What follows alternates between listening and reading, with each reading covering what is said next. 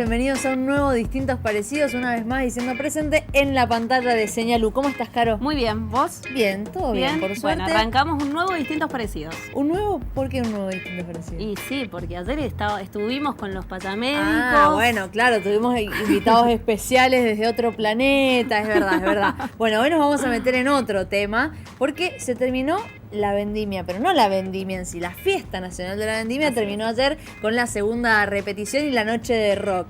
Pero sobre el vino, sobre la vitivinicultura tenemos que seguir hablando, por supuesto, el debate sigue instalado, así que eso es lo que proponemos para hoy. La industria vitivinícola y los sectores involucrados con respecto a este tema, no solo en la provincia, sino también a nivel nacional. Por supuesto, ¿cuál es el balance que se hace de esta cosecha, de la producción, de cuáles son las cosas que faltan todavía para hacer para que esta industria y todos los sectores puedan funcionar como una cadena, como lo es? Esto, en Distintos Parecidos, es lo que proponemos. Y ahí va el clip.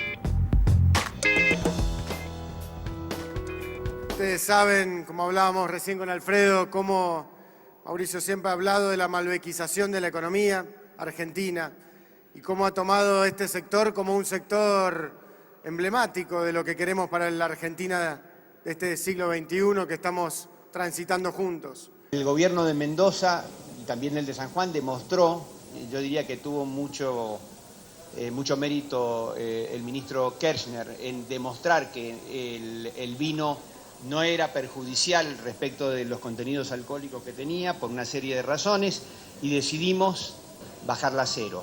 Sí aumentamos el impuesto a las cervezas, el 25%, y sí a la mitad de todo lo que son las bebidas espirituosas también le aumentamos el 25% de impuesto.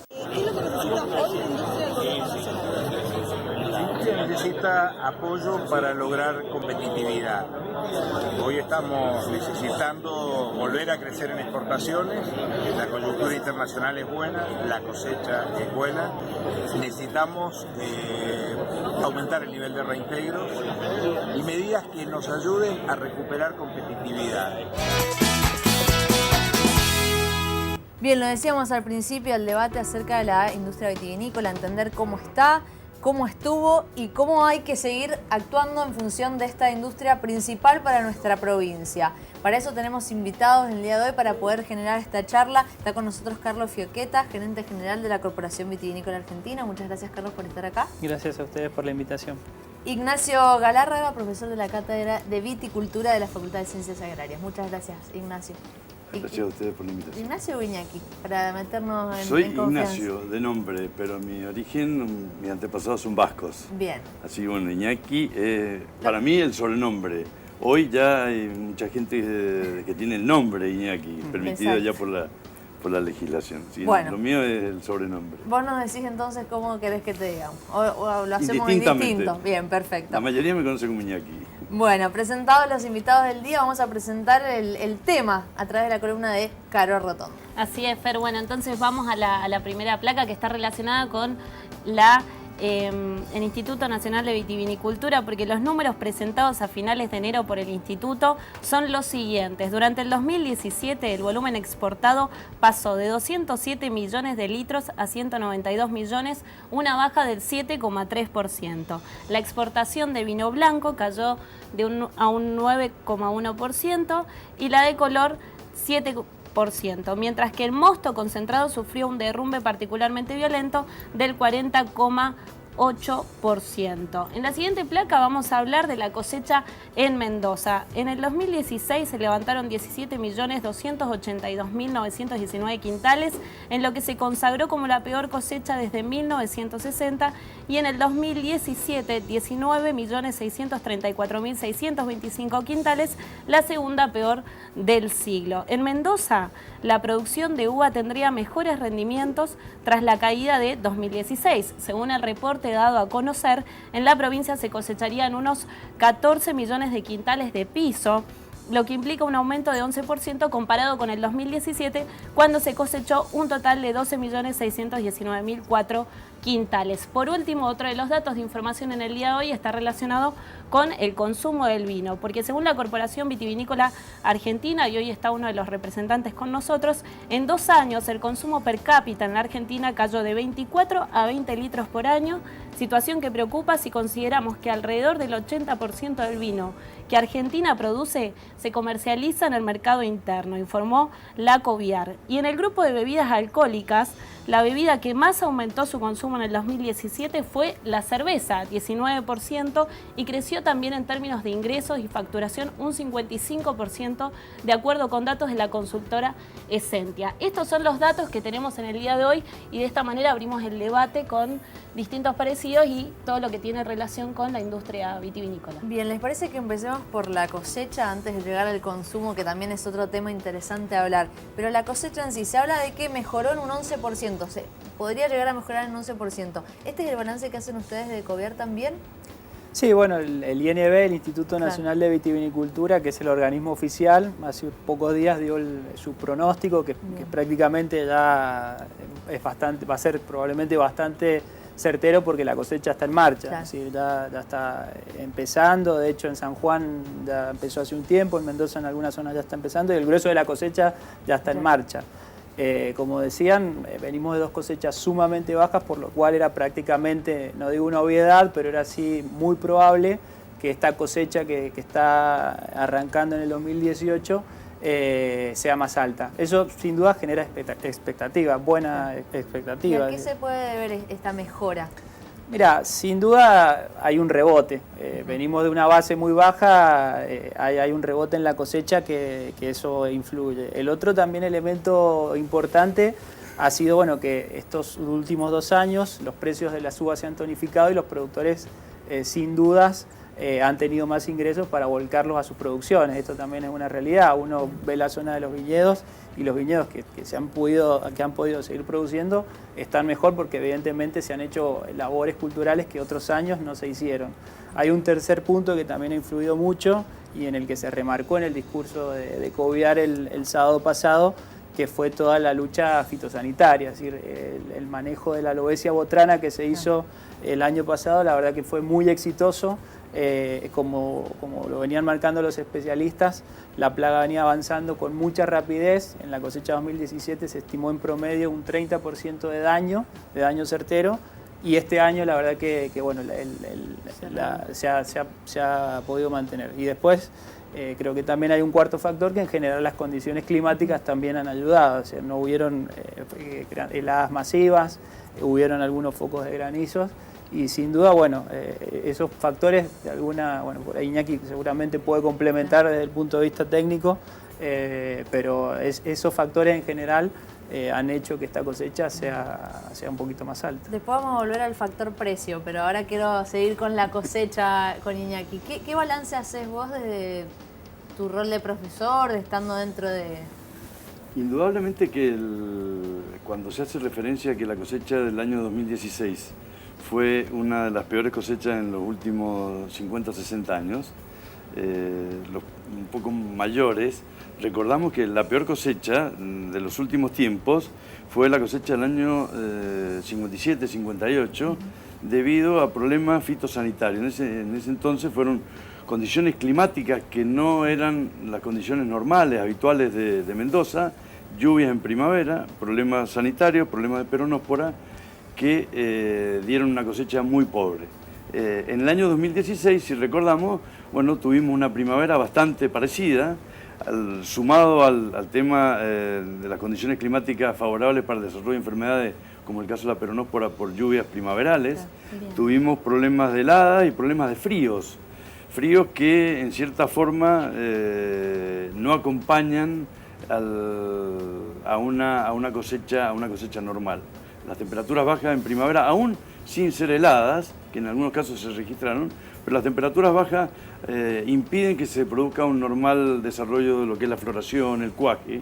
Así que por eso la cosecha del año 2016 fue una cosecha bastante pobre. A eso sumado que, si recordamos, previo al 2016, los últimos 3 años fueron años de precios muy bajos, donde la rentabilidad del viticultor prácticamente no existió, y había si no un abandono, un decaimiento en todo lo que era el manejo cultural del viñedo, que eso implica que el viñedo, que no se le hacen los tratamientos adecuados, fundamentalmente en cuanto a riego y fertilización, pierden potencial productivo, que no se ve ese mismo año, sino que queda a través del tiempo. Bien. El año 2017 también fue un año que las heladas y ese problema que tuvimos climático de primavera fría, de lluvias, dejaron un remanente para la cosecha del año pasado. Como dice bien Carlos, si bien el productor tuvo una menor cosecha, los precios se modificaron en forma realmente impresionante, podríamos usar ese término. Porque, por ejemplo, para uvas Malbec de acá de la zona baja, el precio del 2015 al 2016 se triplicó, cuando teóricamente no había ninguna explicación de inflación, pero bueno, el hecho de que la cosecha fue tan pobre dio esos precios. Y del 2016 al 2017 se duplicó el precio. O sea que se encontró, y si analizamos lo que es la relación moneda-uva o moneda-vino en el viticultor inmediatamente lo pone en marcha para mejorar el estado de su viñedo. Ahora, el precio está íntimo, preguntarle a Carlos, ¿el precio está íntimamente relacionado con la cosecha, el precio de la uva? Sí, sin duda. La uva es un producto perecedero que se cosecha, bueno, lo conocemos todos los mendocinos. La relación precio-cantidad en la vitivinicultura es indefectible, tanto a nivel de la uva como a nivel del vino. Por eso se cuida tanto en la vitivinicultura el equilibrio de los stocks. Es muy importante mantener una cierta cantidad de stock de vino que permita una estabilidad de precios, porque también, como decía Iñaki, es importante que los precios sean de referencia, importante para los productores, pero también la otra cara de la moneda es que con una materia prima de un precio muy alto, que fue parte de lo que nos pasó en el último año, parte de esos precios se trasladan al consumidor y el consumidor deja de tomar vino porque los vinos están caros, que fue un poco parte de la explicación de esta caída que en el de consumo, la caída del consumo también. que vos mostrabas también. Entonces, acá la cuestión es cómo hacemos, también lo marcó Ángel Leota en el discurso, digo, no es porque referenciemos a la CODER, sino porque pasó este sábado. El problema es el mercado, o sea, la vitivinicultura argentina necesita volver a crecer tanto en el mercado interno como en los mercados externos. Mientras la torta que distribuyamos sea más chica, las fricciones en la cadena van a estar. Esta fricción entre el productor y el bodeguero todos los años, es decir, te pago un poco más, te pago un poco menos, que siempre está, o sea, es una negociación. Pero en la medida que el mercado de consumo de vinos acá en Argentina, que también, como vos decías, que se consume prácticamente el 80% del vino que producimos se consume acá. Se consume acá, es consumo interno. Es consumo interno. En la medida que ese mercado se achique y que las exportaciones no funcionen como un canal de venta alternativo interesante, sobre todo para los vinos de mediano y alto precio, vamos a estar en dificultad. Es decir, el desafío hoy es, bueno, ¿cómo volvemos a crecer? ¿Y las políticas públicas cómo pueden ayudar al precio? Específicamente más allá de la cosecha en sí. ¿Cómo una política puede ayudar a la mantención de un precio o a modificarlo?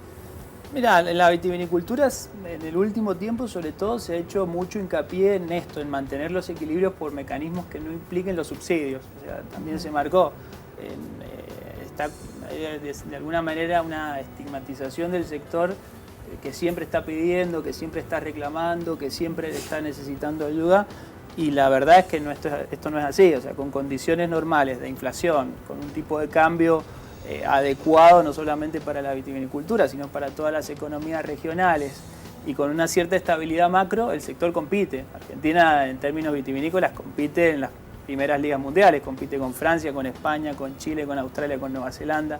Es decir, lo que el sector reclama no es una política de subsidio de precios, lo que reclama es cierta estabilidad y algunas medidas puntuales, que lo decía Zucardi ahí en una de las entrevistas, la posibilidad de, por ejemplo, de aumentar los reintegros a las exportaciones y que esos reintegros se reinviertan en la promoción del vino en el exterior, es una herramienta, es una alternativa que al sector le puede servir. Sería bueno esto de explicarle un poco a nuestra audiencia acerca de en qué consiste este reintegro, porque se busca pasar del 6% al 9%. Exactamente. Hoy el concepto del reintegro es un concepto de devolución, es decir, exportador, cualquier exportador, no solamente el exportador vitivinícola, Sí. tiene un reintegro por la cantidad de impuestos que paga durante el proceso de exportación. En el caso de la vitivinicultura y para la exportación de los vinos fraccionados, ese porcentaje de impuestos que el sector paga es del 6%, es decir, se le reintegra el 6% del valor de su producto, que significa una parte de los impuestos. La vitivinicultura tiene una complejidad que no es de hoy, sino es de cuando comenzó a exportar hace 200 años atrás, es decir, la lejanía a los puertos, que básicamente eso implica el pago de impuestos a los combustibles, que es un porcentaje muy importante, impuestos a las ganancias, IVA. En esto que vos hablabas de este equilibrio económico y político, si se quiere también, hay un dato que no voy a recordar a quién lo daba específicamente, y lo voy a buscar, pero que en los últimos 3 meses casi se ha aumentado un 70% los gastos de logística. Va un poco en contramano con esta cuestión de lograr un cierto equilibrio, o cómo se puede hacer esa lectura.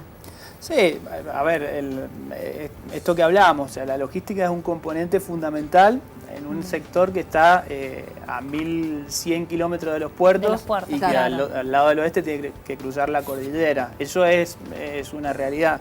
Lo que el sector le está planteando ahora al gobierno nacional, pues esto depende del gobierno nacional, es decir, hasta tanto las mejoras en infraestructura no lleguen, la inflación se contenga, dame estos 3 puntos de reintegro, que en un sector que aporta en impuestos del 20% hasta el 20, el 30% del precio del producto, te va a generar un movimiento no solamente de recaudación, sino en toda la economía de una provincia, porque ¿cuál es el enfoque que tiene la vitivinicultura? Tiene 3 cuestiones principales: distribución territorial, está a lo largo del oeste del país; valor agregado, porque no somos un sector que puede ser extensivo, como es la pampa húmeda, sino es intensivo, o sea, producimos en un desierto; y generación de mano de obra. Es decir, si vos aplicás una medida que no implique costo fiscal, que es lo que está pidiendo el gobierno, porque está en una política fuerte de reducción del déficit, si una medida que no implique costo fiscal, genera movimiento económico en la zona. Bueno, este aumento de los 3 puntos de los reintegros sintetiza ese pedido. Bueno, hay que ver ahora lo que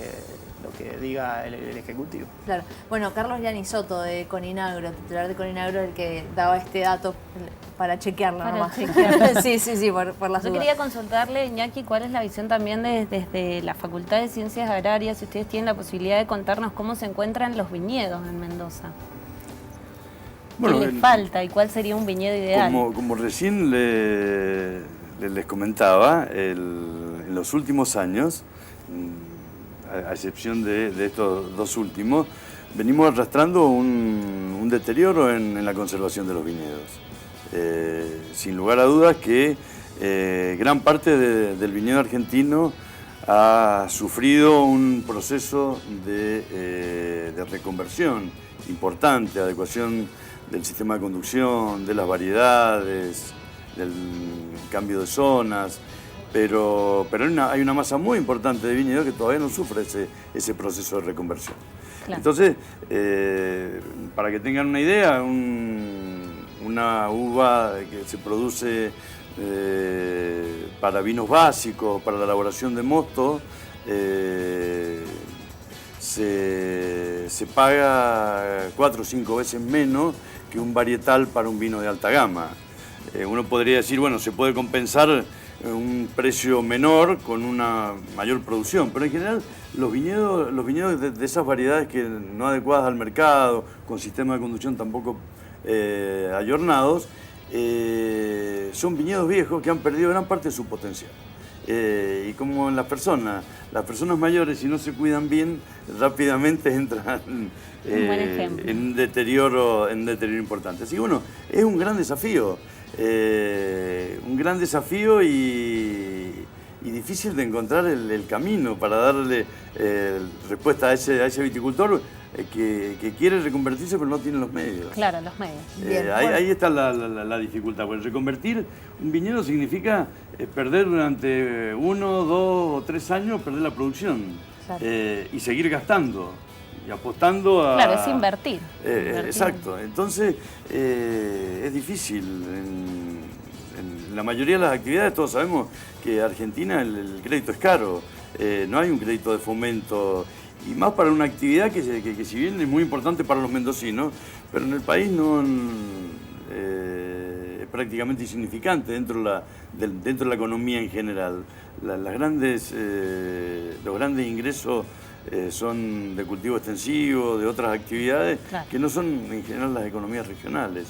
Bueno, Así que- creo que podemos volver también a eso, ¿no? De cómo se ha cambiado esto de la reconversión de los viñedos, ¿no? Hacia los varietales, de cómo quizás el mercado externo nos ha demandado otro tipo de Actualizarlo, producción, ¿no? claro. Podremos...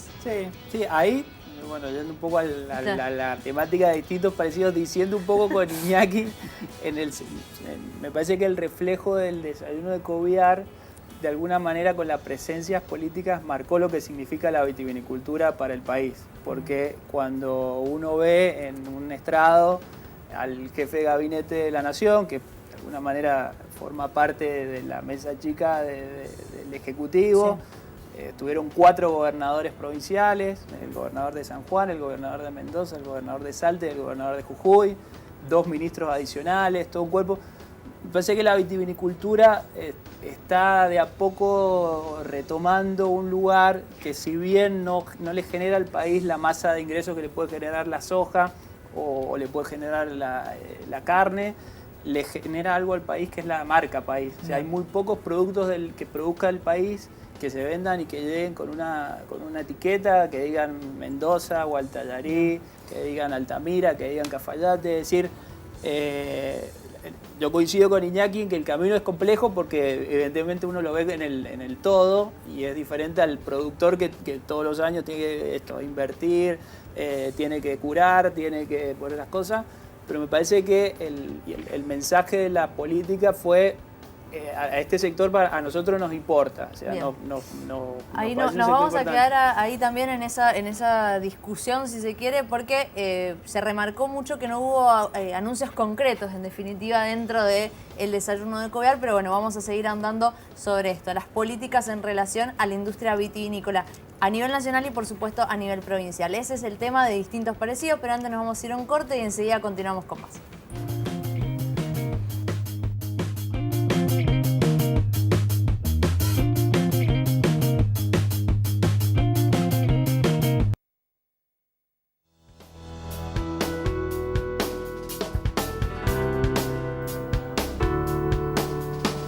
Llegamos al segundo bloque de distintos parecidos y por supuesto no nos íbamos a quedar afuera del debate acerca de la industria vitivinícola, conocer cuál es su realidad y cómo debe seguir trabajándose en función de esta industria tan fundamental para nuestra provincia. Antes los voy a invitar a que ustedes también participen, estamos en las redes sociales, en Facebook y en Instagram como Distintos Parecidos y en Twitter como @dpsenalu. Y justamente en relación a las redes sociales vamos a ver qué se dice sobre este tema. Allí en los 240 caracteres son ahora en Twitter, ¿no? No sé cuánto aumentó, eran Aumentó, era de 140 y aumentó bueno, un poquito más. Un poquito más. En este caso, Noticias Curro dice, industria vitivinícola es en guerra, dice. Durante la vendimia el gobierno anunció que rebajará los impuestos a los fabricantes de cervezas. Bueno, ahí lo vamos a hablar con Carlos para ver si están así. A su vez muestran la industria vitivinícola y la importancia de los inmigrantes para la producción de la vid. Sin embargo, hoy quienes cosechan son mal pagos y en su mayoría son bolivianas, a las que les querían cobrar por usar la salud y educación pública. Asco, dice esta persona. Tadeo García Salazar, intendente de Godoy Cruz, dice Cornejo enumera acciones en favor de la vitivinicultura, lucha contra la plaga lobesia, seguro agrícola, ayuda de emergencia agropecuaria, reconversión de varietales, financiamiento de riego y tela antigranizo. Hashtag Desayuno Coviar, esto era un tuit del día sábado. Diego Montón dice, el relato bodeguero y de la corporación es que el vino nos une, pero la realidad dice que 5 bodegas concentran el 70% del mercado interno. El agronegocio en la vitivinicultura genera desigualdad y exclusión. Otro tuit también utilizado el día sábado, hashtag Desayuno Coviar. El gobernador Cornejo justamente dice, acompañamos a la vitivinicultura durante todo el año con acciones que han sido posibles gracias a una provincia ordenada. Hoy la industria nos demanda un cambio, necesitamos un debate sincero para mejorar acciones futuras que desde luego acompañaremos desde el Estado provincial. Creo que es el último tuit, bueno, repasando un poco lo que se decía durante los festejos de vendimia, específicamente durante el desayuno de Coviar. Retomo un poco lo del impuesto a la cerveza. ¿Están así? Ese tuit que hablaba... Sí, hay un trascendido, bueno, la lucha con el impuesto al vino, la verdad que Bien. fue muy intensa el año pasado y en eso el gobierno de la provincia acompañó mucho, de hecho fue un poco el vocero del sector, entendiendo bueno, que esto era muy dañino para la industria y sobre todo también el modo en que se encaró el impuesto, es decir, hablar del vino como un producto nocivo para la salud cuando está demostrado científicamente que esto no es así, de hecho hace bien en cantidades moderadas. Hay un trascendido de que finalmente la reforma impositiva en el caso de la cerveza como salió del Congreso no se aplicaría y eso la verdad es que nos preocupa un poco porque básicamente uno de los modos, entendemos, que tiene el gobierno nacional y los gobiernos provinciales de poner blanco sobre negro sobre los sectores es a través de la política tributaria y no es lo mismo un sector que tiene alrededor de 20.000 empresas, cuando uno suma los productores y las bodegas, que un sector que tiene 2 empresas que prácticamente sí concentran el 90% y es real, digo, porque las empresas de cerveza en el mundo están totalmente concentradas, hay 2 empresas que son las más grandes. Entonces, nos parecía que esta diferenciación tributaria de alguna manera atendía a estas diferentes características de los 2 sectores y esta posibilidad que finalmente esto no se termine aplicando, se termina aplicando, como decía Cabrera, que dice Cabrera es un poco una forma elegante de decir aumentamos el impuesto que hoy es del 8 y lo quieren llevar al 10, pero la ley salió desde el Congreso con un impuesto al 14, entonces están rebatiendo una política que definió el Congreso, o sea que es el ámbito legislativo. Bueno, la verdad que eso es todavía un trascendido, pero está sonando, está bastante fuerte. Bien, y me quería quedar un poco con esto de la concentración, ¿no? Uno de los tuits que hablaba de la concentración dentro de la industria vitivinícola. ¿Cómo juega eso al momento de las disputas sectoriales, por ejemplo, también? Un tema que también abordó el gobernador en el discurso de Coviar.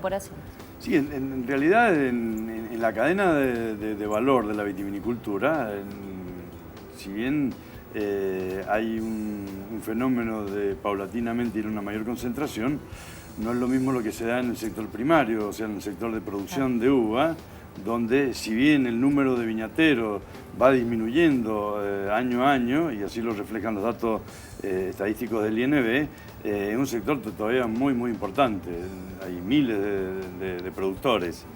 En el sector elaborador también hay un efecto de concentración, pero también es menos importante que en el sector de la distribución y la comercialización. Ahí indudablemente que la competitividad en un mercado donde la eficiencia requiere muchos casos de escala para permitir que el negocio cierre, bueno, hace de que vayan, y sobre todo recordando de que en Argentina podemos hablar de que prácticamente el 70% del vino que se consume es vino de lo que podríamos decir vinos de bajo precio. O sea, vinos comunes, lo que estamos acostumbrados a vinos en Dama Juana, que ya queda muy poco, o el Tetra, que es una de las presentaciones mayoritarias. Y después está el vino en botella, que ya no es más la botella de 3/4, sino de 700 centímetros, que son esos vinos que se llamaban finitos, o sea, son vinos de bajo precio. Bueno, ahí está el 70%. Los márgenes son muy pequeños. Eso no permite una atomización de la distribución y la comercialización. No es lo mismo ir a comprar 5.000 corchos que ir a comprar 5 millones de corchos. El poder de negociación de una gran empresa en la distribución y es un fenómeno que se da en toda la vitivinicultura del mundo. El sector de los vinos básicos, donde los vinos básicos son importantes, es un fenómeno de concentración muy grande. Lo bueno que tiene la industria y que a veces yo disiento mucho con los comentarios que se hacen, es colocar dentro de esos 5 a la Federación de Cooperativas Vitivinícolas Fecovita, que yo creo que cumple un rol social y que muchas veces nos preguntamos y no encontramos la respuesta. ¿Qué sería la vitivinicultura argentina sin Fecovita? No existiría, hubiese desaparecido.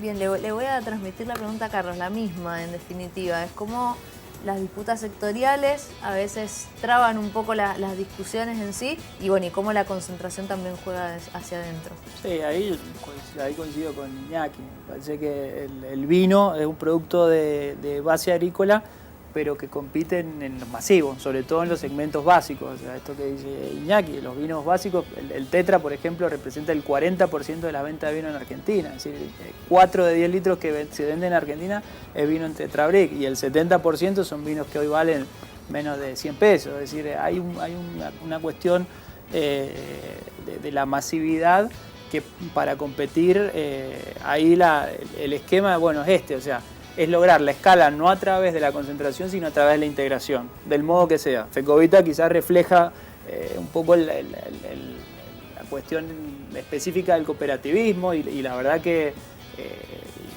coincido con Iñaki, es decir, no voy a entrar a defender a una empresa o a otra, pero Fecovita es una de las empresas más grandes de vino del país, que nuclea 5.000 productores, 29 cooperativas, es decir, no es una empresa en el sentido de la concentración en sí. Si uno compara el vino con otros sectores, con el de la cerveza, con los que competimos, con las cervezas, con las aguas, con las gaseosas, evidentemente es un sector mucho menos concentrado. Bien. En el último tiempo es cierto también que en un sector que se achica, hay empresas que se han ido cada vez haciendo más grandes y evidentemente no es bueno, porque no hay buenas experiencias en el mundo de sectores concentrados vitivinícolas que les haya ido bien. El caso australiano es uno de ellos. El caso australiano es un sector que se concentró en un par de empresas y el vino se vende por la diferenciación, es decir, ahí es donde está el negocio del vino. Bien, vamos a incorporar podría ser un eslabón más, una voz más a distintos parecidos. Está en comunicación telefónica Eduardo Córdoba, titular de la Asociación de Viñateros. Eduardo, buenas tardes. Fernanda Oviedo te saluda. Sí, buenas tardes, Fernanda, y a toda la audiencia y a los amigos que están ahí participando. Un gusto compartir con ustedes. Muchísimas gracias por la comunicación. Bueno, empezar a hablar un poco del balance de esta cosecha 2018, del balance de anuncios o no anuncios que se hicieron quizás en el desayuno de Coviar. ¿Cuál es el balance que haces vos? Mira, básicamente estamos ante una cosecha de muy buena calidad. Tenemos uvas muy sanas, muy buena cosecha. Eso va a arrojar, obviamente, si se elaboran correctamente, muy buenos vinos. Y esto es porque nos han ayudado las condiciones climáticas y porque los productores hemos realizado oportunamente las tareas de pulverización, riego, fertilización. Se han cuidado bien los viñedos en general. Esa es una de las apreciaciones. Bien. La segunda es que no estamos conformes con los precios que se están empezando a pactar. Recién en esta semana está empezando en firme, digamos, la cosecha. Y en el inicio se ha arrancado con precios iguales, en muy pocos casos, algo, 1 peso o 2 pesos más que la cosecha anterior. Y en la generalidad se dice, bueno, el mismo precio y a reajustar según se cierre el mercado. Eso nos preocupa porque hemos tenido un año de un 24% de inflación, sí. Y hay algunos rubros, específicamente el de energía eléctrica, para aquellas propiedades que se riegan exclusivamente con pozo, que las va a tornar inviables. 1/3 de nuestras propiedades se riegan con pozo y derecho de riego, 1/3 solo con derecho de riego y 1/3 solo con pozo. Ese tema de los costos y de los precios que se están pagando nos preocupa. Entendemos que también la cadena no puede trasladar a la góndola un aumento de precios porque implicaría caída en el consumo, que ya viene cayendo. Exacto. Pero tampoco tenemos que ser nosotros la variable de ajuste con precios inferiores. Bien. Eduardo, ¿puede ser que sea el eslabón más frágil y el que menos se cuida? Mira, es el eslabón más frágil porque es un producto perecedero, altamente perecedero. Uno tiene que cosechar sí o sí, y si te descuidas y tenés muchas lluvias seguidas, empieza a podrirse la uva. Entonces hay que cosechar y entregarla en la bodega y venderla o pactar un esquema de elaboración. Entonces esa es una de las causas.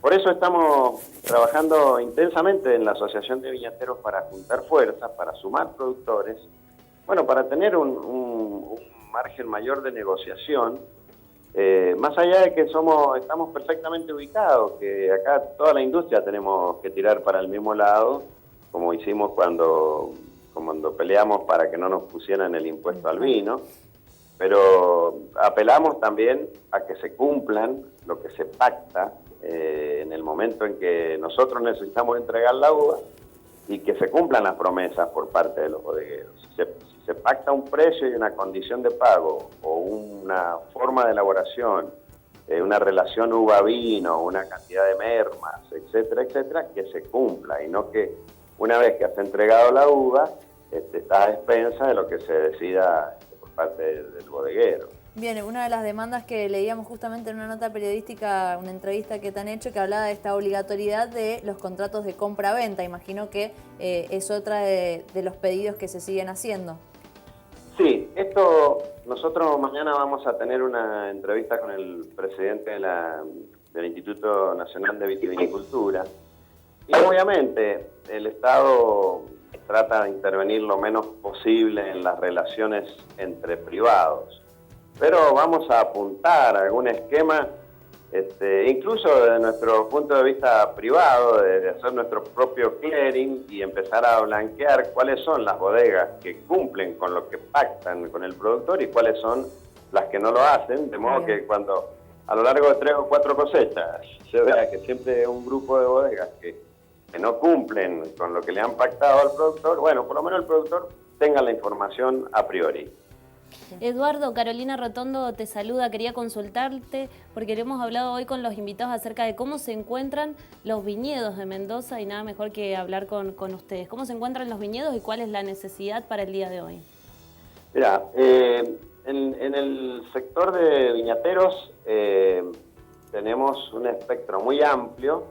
Hay una gran cantidad de viñateros que somos pequeños y medianos, más del 60% tenemos menos de 20 hectáreas y creo que como el 70% obviamente menos de 40 hectáreas. Eso en algunos casos dificulta las posibilidades de mecanización, de acceder al capital, de amortizar un tractor, una pulverizadora. Pero aún así, como dependemos mucho del clima, como dije al inicio, este es un año en que en general están bien los viñedos y está buena la uva. Esto no quita que si no se pagan buenos precios a lo largo del año, vamos a tener pérdida de viñedos de los que expresé antes, de los que riegan solamente con pozo, porque es un costo muy elevado. Muy alto. En un momento significaba el 5 o el 7% de la estructura de costo el gasto en energía. Y hoy debe estar, en esas propiedades debe estar rondando el 30% de su estructura de costo. Claro, y bueno, la mano de obra es uno de sus principales costos, es el 70% del costo del cultivo. Bien, Eduardo, muchísimas gracias por la comunicación con Distintos Parecidos y seguramente volveremos a retomar el tema y podamos tenerte aquí también, así que bueno, nuevamente agradecerte. Bueno, con mucho gusto y gracias a ustedes por preocuparse por nosotros. Mira, es muy importante que se preocupen porque existimos, porque para que haya vino tiene que haber uva y para que haya uva tiene que haber viñateros y trabajadores rurales. Y todo lo que se mueve del enoturismo es en gran parte, fundamentalmente, es porque existen los viñedos y los viñedos los cuidan los viñateros y los trabajadores de la viña. Bueno, nos comprometemos a volver a generar el debate en relación a los trabajadores rurales, por supuesto. Muchísimas gracias, Eduardo. Gracias a ustedes. Hasta luego. Bueno, Eduardo Córdoba, titular de la Asociación de Viñateros, pasaba entonces por Distintos Parecidos. Quería preguntarte, Carlos, en función de estas demandas o estos pedidos que se hace desde esta asociación, una es la tarifa diferencial y otra es, bueno, seguir revisando el porcentaje de mosto destinado, la ley de mostos en definitiva. ¿Cómo pueden las distintas instituciones abordar esos pedidos también, o acompañar esos pedidos?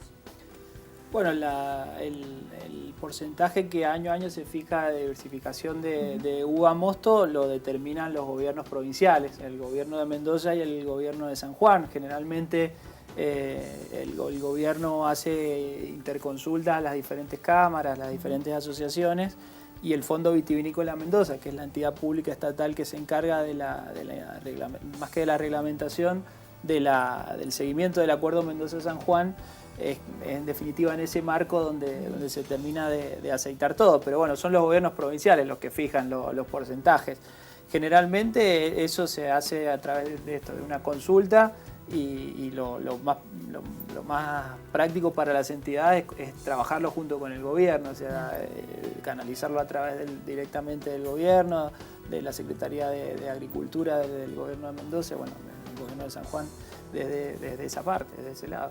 Respecto a las tarifas eléctricas, bueno, hay todo un movimiento ahí porque, como decía bien Eduardo, bueno, tanto en lo que es el riego como es en el movimiento de las bodegas, la electricidad se ha confirmado en un costo muy importante después de las últimas actualizaciones. Ahí lo que se está pidiendo es un esquema que atienda la diferenciación, y en algunas provincias, como San Juan, por ejemplo, que la tarifa no esté tan atada a algunos tributos, a algunos impuestos, o sea, tiene muchos impuestos adentro. Creemos, bueno, que es un pedido también razonable, porque nadie, o sea, no se está planteando el no pago, o sea, eso el sector no plantea el no pago, sino lo que se plantea, bueno, una cuestión que sea un poco más escalonada, un poco más razonable, y que le permita a los productores poder hacer frente a estas actualizaciones.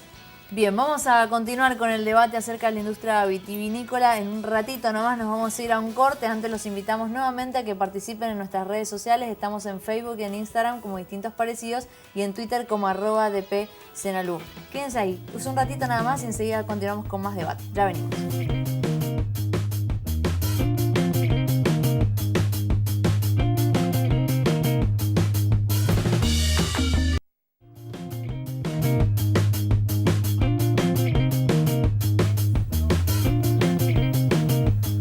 Llegamos al último bloque de Distintos Parecidos, y lo adelantaba Caro en la columna, hablabas del consumo, ¿no? Bueno, ya nos fuimos escalonando así todos los eslabones de la producción. Bueno, llegamos al consumo.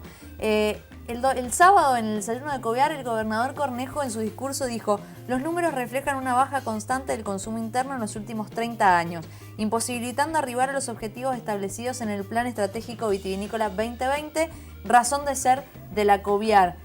El consumo está siendo un tema a plantearse claramente.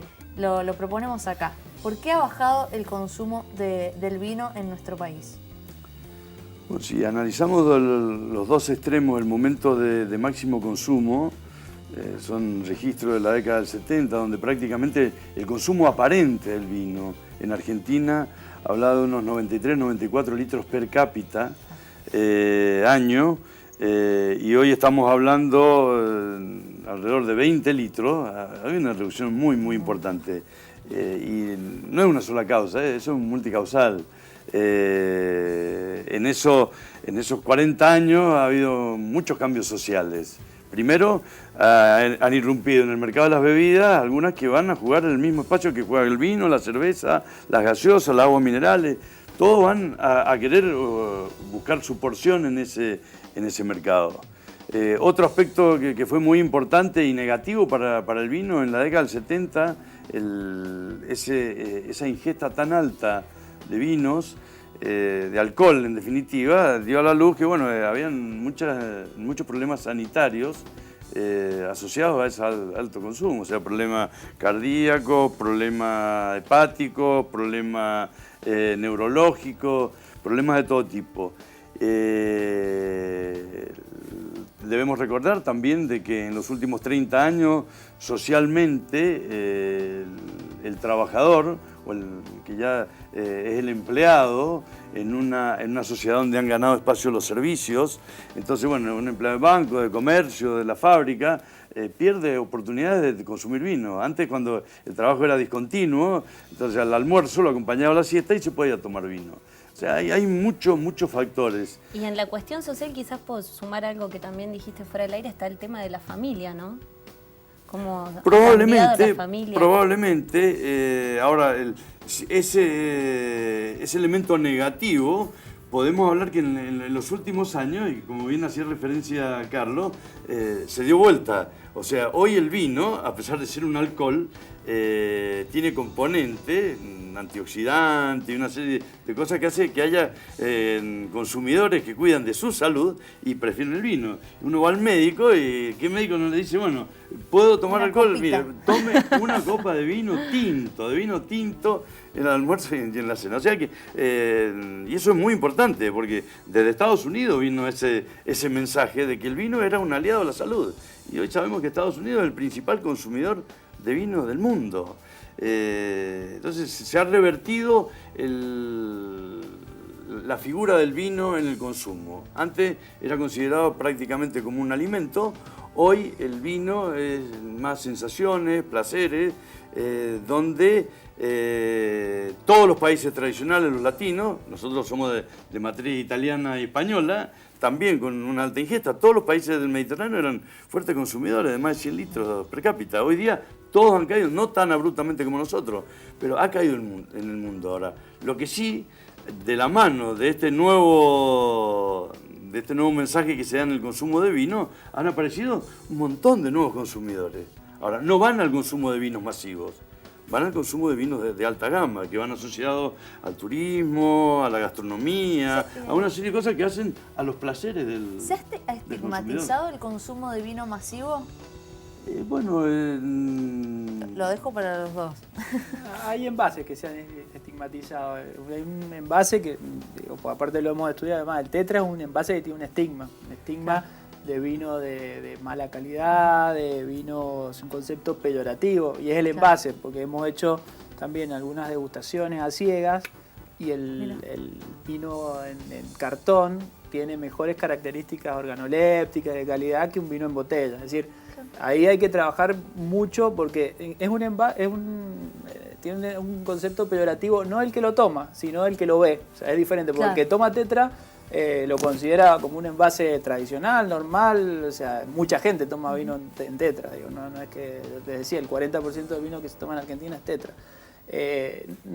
Ahí es la dificultad del envase. Pero en esto de los gustos, yo le sumaría lo que dice Iñaki, el tema del discursivo del vino, que bueno, ahí ustedes pueden quizás aportar mucho más como especialistas. El vino en el último tiempo, hace un par de años, adoptó un discurso elevado de conocimiento, de cuestión de estatus ya prácticamente inalcanzable, y eso de alguna manera alejó a muchos consumidores. Es decir, esta cuestión de que para tomar vino necesitaba saber de vinos, alejó y puso una barrera en mucha gente que dijo, bueno, si no conozco de taninos, no conozco de variedades, no puedo tomar de aromas, texturas. Claro, o no puedo comer un bife con un vino blanco, ¿viste? Mucha gente dijo, bueno, tomo otra cosa, ¿viste? Tomo una cerveza, tomo lo que sea, si es mucho más sencillo.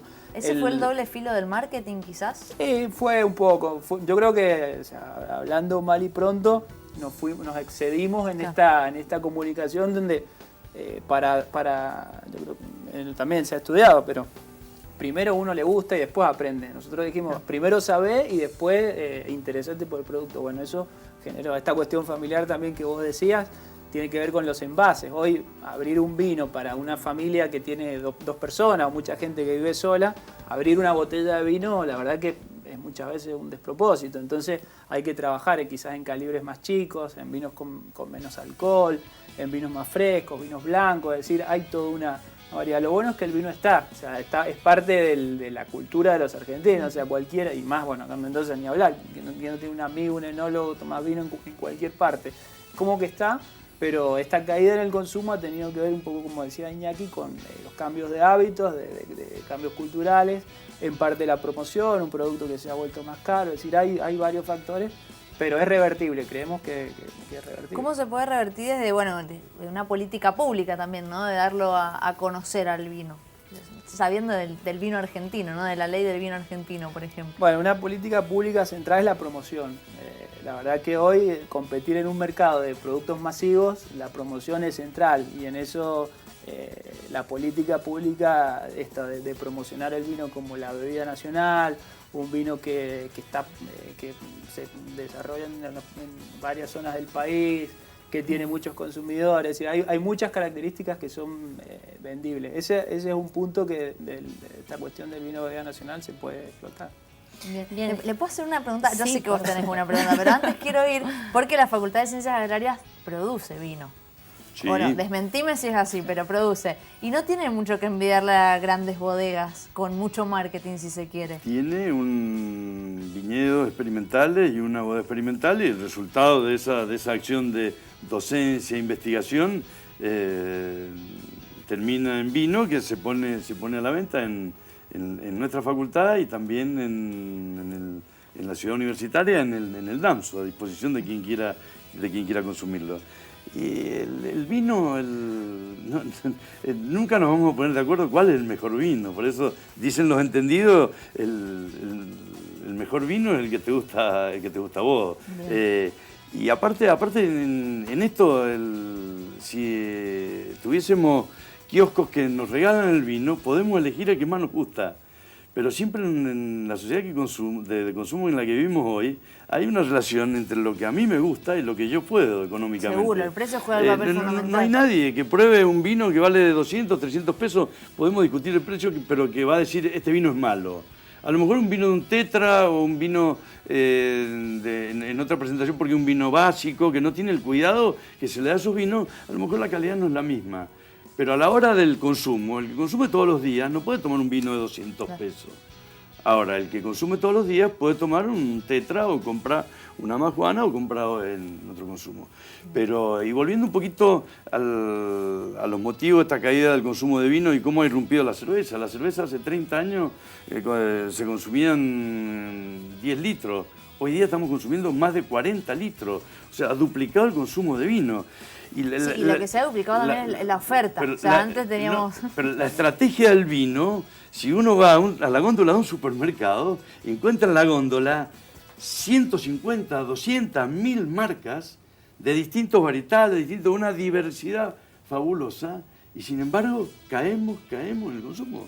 La cerveza, si hay un envase, una presentación mala, es la de la cerveza. Y las cervezas son blancas y negras. Ahora han aparecido, copiándole al vino, no sé si van a tener el éxito del vino, todo lo que son cervezas artesanales, en las garrafitas, en bodega con etiqueta. Pero la botella tradicional, el porrón de cerveza, que es lo que es el 95% del consumo de cerveza, una botella toda raspada con una etiqueta común, con una tapita Corona, es lo peor, la peor presentación. Claro. Y nosotros nos preocupamos del corcho, la cápsula, la etiqueta, la caja, y sin valor embargo no logramos el agregado. éxito. ¿Por qué? Porque la cerveza tiene una fantástica concentración. La maneja, como dicen, 2 empresas y nos venden como que el consumo de alcohol con cerveza es exitoso socialmente, para los jóvenes. Pero hoy ya se abrió más allá de esas 2 grandes empresas que concentran. Hoy ya hay hasta pequeños productores, lo digo porque al lado de mi casa hay una persona que hace cerveza artesanal. O sea, desde ese punto ya también cambia la forma de producir también. Pero eso es el 3%. Claro, el 3% seguro, del consumo. seguro. Masivamente lo que mueve esos 40 litros, y al final son 3 o 4 marcas, blanca y negra, no hay mucho Claro, más. otro tipo de corporación. Para elegir. Entonces, ese es el mensaje, la concentración no la queremos en el vino, pero manejar la estrategia de marketing, a la hora de consumir el vino, que muchos dicen, no, pero es muy caro el vino, pero consumimos muchas cosas que no es vino. Tenemos que pagar botellas, tenemos que pagar etiquetas, tenemos que pagar corcho, tenemos que pagar marketing, y eso no lo consumimos el vino, que es el vino viene de regalo. Bueno, eso en cuanto a lo que es el consumo. Estamos en el tercer bloque y la verdad que no podemos dejar de lado lo que tiene que ver con el sector de los trabajadores, porque de alguna forma llevamos muchos años con los trabajadores que están en las viñas y que de alguna forma ese empleo que está en negro. ¿Hay posibilidades? ¿Se está trabajando en alguna política para estas personas? Ya, la verdad es que el sector vitivinícola ha hecho mucho en el tema del trabajo registrado. De hecho, debe ser uno de los sectores mayormente registrados, tanto en la parte de empleo anual como en la parte de empleo temporal. Hace un par de años se firmó el convenio de corresponsabilidad gremial para los empleados, para los temporarios de cosecha, que de alguna manera permitió registrar esas personas que quedaban en negro, y le significó también un beneficio a los productores porque pueden diferir el pago de las contribuciones patronales, pagarlas cuando están cobrando la uva, y en algunos casos tuvieron unas exenciones.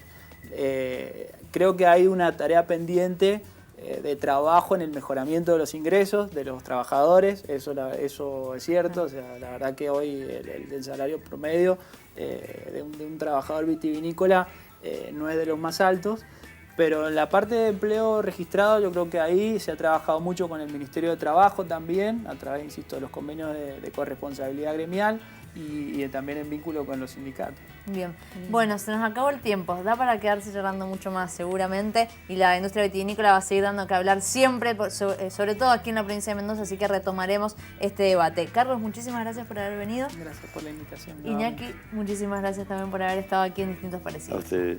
Bueno, nos vamos, pero Nos antes... tenemos que ir, sí, tengo que agradecer la ropa del día de hoy que me vistió Aidip, así que muchísimas gracias. Bien, nos reencontramos mañana a las 19 horas en un nuevo Distintos Parecidos en la pantalla de Señalú. Chau, chau.